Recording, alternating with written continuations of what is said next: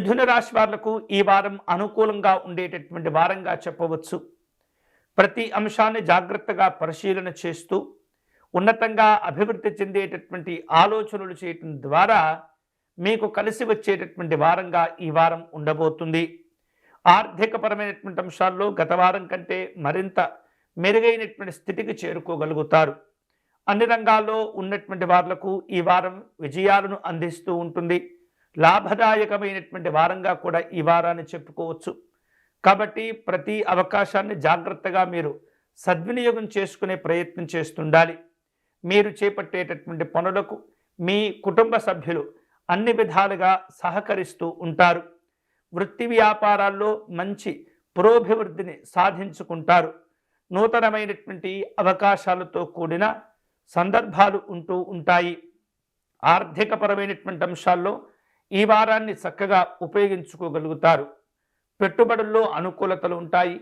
రాజకీయపరమైనటువంటి కార్యక్రమాల్లో అవకాశాలు కూడా కలిసి వస్తుంటాయి.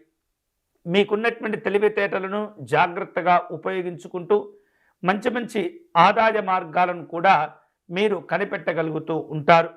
కుటుంబ సభ్యులతో ప్రయాణాలు చేస్తుంటారు. ఆలయాలు ఆశ్రమాలు సందర్శిస్తారు.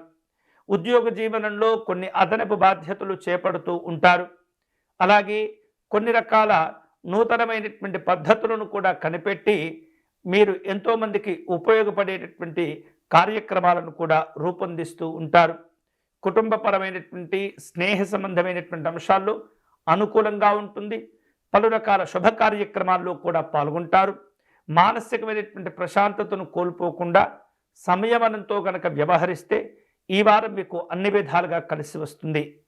మిథున రాశి వారు ఈ వారం శుభకరమైనటువంటి ఫలితాలు పొందేందుకై శ్రీరాముణ్ణి ఆరాధించే ప్రయత్నం చేయాలి. స్వామివారికి అష్టోత్తర శతనామార్చన నిర్వహించటము, అలాగే విశేషమైనటువంటి ఏవైతే శ్రీరామునికి సంబంధించినటువంటి స్తోత్రాలు ఉంటుంటాయో వాటిని పారాయణం చేస్తూ ఉండాలి. రామనామాన్ని నిరంతరంగా జపం చేస్తూ ఉండాలి. అనేకమైనటువంటి శుభాలు కలిసి వస్తాయి.